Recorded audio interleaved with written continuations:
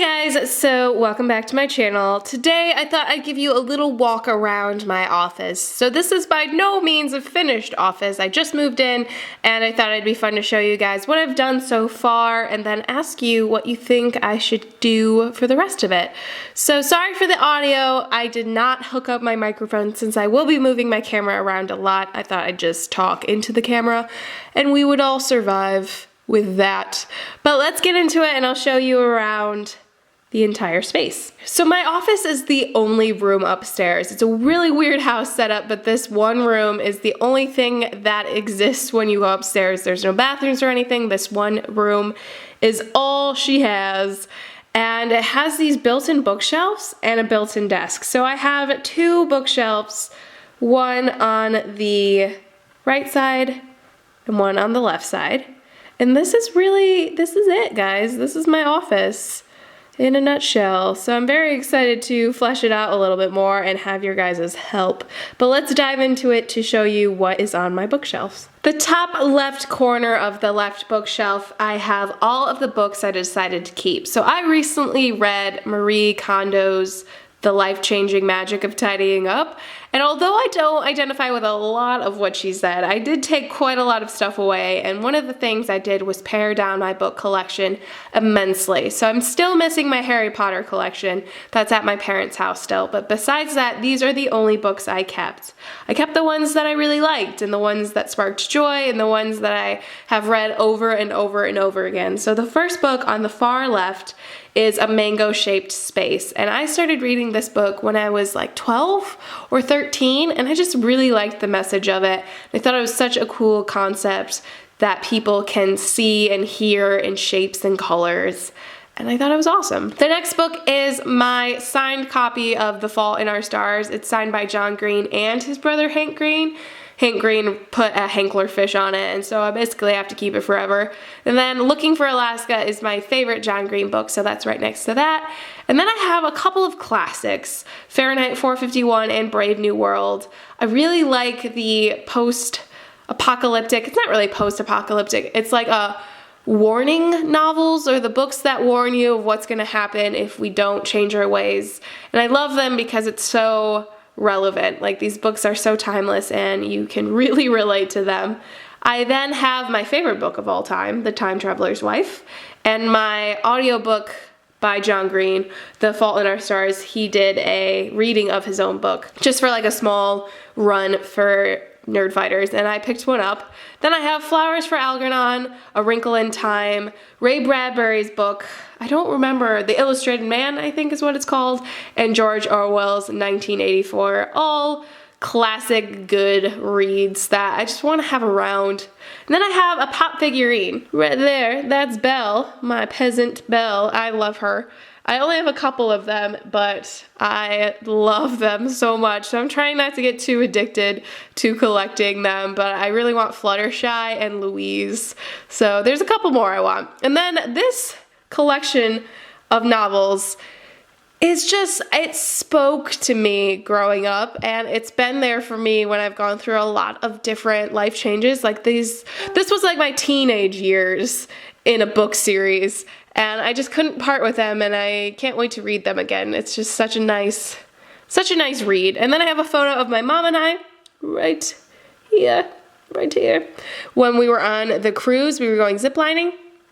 Elephant that I got from the same place, and then a vial of sand from my sister when she asked me to be her maid of honor. So I really like what's going on over here. On top of the bookshelf, I have this handmade bee sign that Alex's brother gave to us for Christmas. One of his friends made it, and then I have a couple of My Little Pony figurines. You know, must-haves for any office. So this right section of this bookshelf is where I keep all of my planners, my address book, my covers, and any other binder, notebook is over here. And then I also have a couple of vintage cameras assorted throughout these bookshelves. I've had them for years and have never displayed them, so I thought this would be a really cool way to finally let them see the light of day.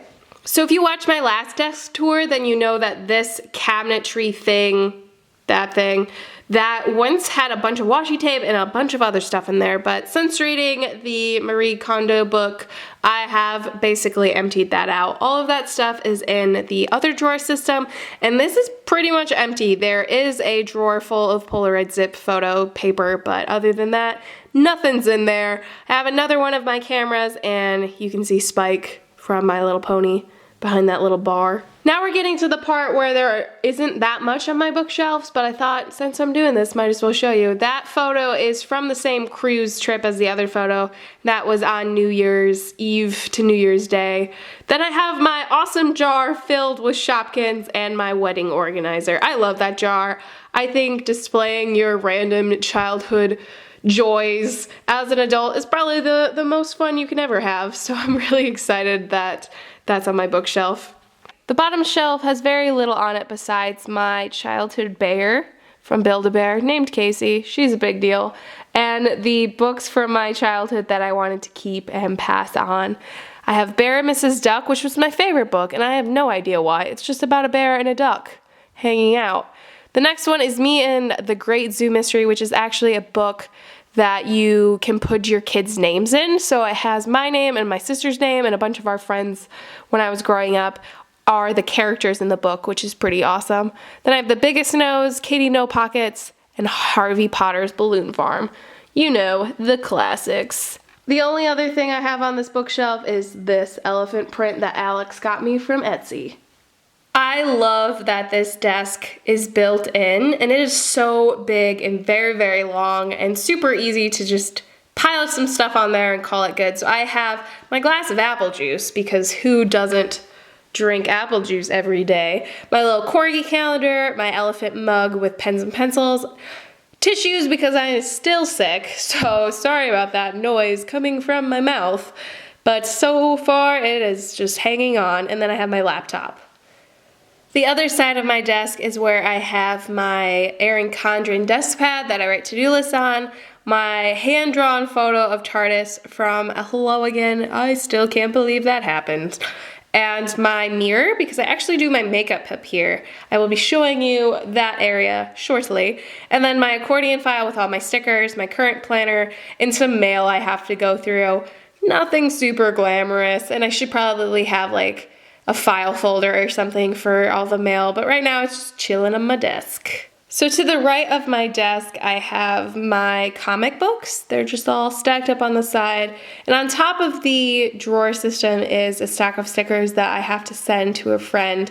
We're doing a cool little project, but with the move and everything, we haven't really been able to do that. But we will be doing it soon. This drawer system is where I keep all of my washi tape and sticker books and everything. Not my Doris books, but like my Erin Condren books and all that sort of thing. So if you watched that last desk tour video or my stationery organization video, then this is pretty much the same, but I added some washi tape and random stuff from the other one into this one. I have a card from Alex that's just really sweet and romantic, so I keep that, and then a stack of photos that I need to find a home for. My Fluttershy stuffed animal, a photo of my parents, my sister and I on the cruise, a little penguin finger puppet I got from England. I just thought it was so cool that I'm keeping it around, and my main 6 ponies right up here representing what? This side of the top shelf has our Sisterhood quarter collection. Alex's dad gave him his 50 state quarter collections, and we actually have 2 of them. So I'm just keeping those on my shelf for safekeeping. Then I have a Louise painting by one of my sorority sisters, and she also made that yarn wrapped K. Then I have a piggy bank and a little lion. Just little figurines, you know, random stuff that like really means stuff to you, but like it's really hard to explain why you keep some of these things, but I love them. On top of this bookshelf, I just have my giant My Little Pony from Build-A-Bear and a Louise hat that I wore for Halloween about 2 years ago, and a Oh Hello Stationery Co. sign that one of the Helloigans made for me as well. The shelves get pretty sparse from here on out, but I have 2 more My Little Pony stuffed animals and my chocolate frog box from Harry Potter World, as well as some of those things I cannot pronounce their names, like Snoom Snoom, Toom Stoom, I don't know. But they're super cute, and I got them the day before we went to Disney. My mom got them for me for Christmas, and I just have them stacked up over there. Probably will get some more in the future, but I'm trying to, you know, keep it under lock right now and not go too crazy. On the other side of that shelf is another one of my vintage cameras, a Doctor Who framed like piece of paper thing. I don't know what to call these, but I have a couple of them, and this one was from Lauren, my maid of honor. So it has the 11th Doctor with his fez and bow tie, and then I have Joy and a trophy from Alex for the longest relationship award. He gave it to me back in 2013 when I beat out all of his other ex-girlfriends for our longest relationship. But now I feel like it's kind of silly because obviously we're getting married, but I like to keep it. It's just a funny little thing that reminds me of when we were dating. On the bottom shelf, I have a horizontal version of that elephant print that Alex got me, and a 3D printed elephant from my dad. It actually moves, which is crazy. Over in the corner is all of the boring legal stuff for OHLO and, you know, living your life. Taxes, bills, all that stuff gets filed away in here. And then I have a box full of random things that I still need to put away right next to it. So this is behind my desk, and the wall right here is actually the stairs. So if you go around here, then you'd go downstairs. And this is where I keep my planning stuff, is on the left, and my makeup and beauty stuff is on the right. I'll actually be going through this stuff a little bit later because I haven't quite figured out the system I want, and I have a feeling this video will get pretty long if I keep going. So I will show you guys what's in that once I figure it all out, but if you want to see that quickly, leave a comment below and I'll make sure to get that done pretty soon. Then I have a stool from a different chair that's somewhere else in the house, but I like to film on that stool. So I just keep that up here so it's easily accessible. So on top of one of the Alex drawers, I have this little tray that used to sit on my beauty desk, and it has a couple of random things. It has all of my brushes and some new products. I have a new Stila One Step Correct that I got from the Ulta Beauty Deals Days or whatever they're called, that I'm just gonna leave up here and collect any new products so I can film videos later. I also have a stack of the washi tape for the upcoming subs. So if you're curious about what the upcoming subs are, just grab these for you real quick. So the top washi, the fruit one, is for June. The middle one is for July, and the bottom one is for August. So just a little sneak peek at what's coming out for our subscriptions. I also have a beauty blender and a Vera Wang Princess perfume just sitting up here because I think it looks cute having a little bit of stuff on the tray. So to the right of the tray is this cosmetics bag, and it is full of products I either want to photograph or are new and need to have blog posts written about them. It's just kind of a catch-all for everything before I put it in its permanent home, because I like to take blog photos all over the house. We have a lot of really cool tile and different floors and surfaces to photograph things on, so I wanted to keep it as portable as possible.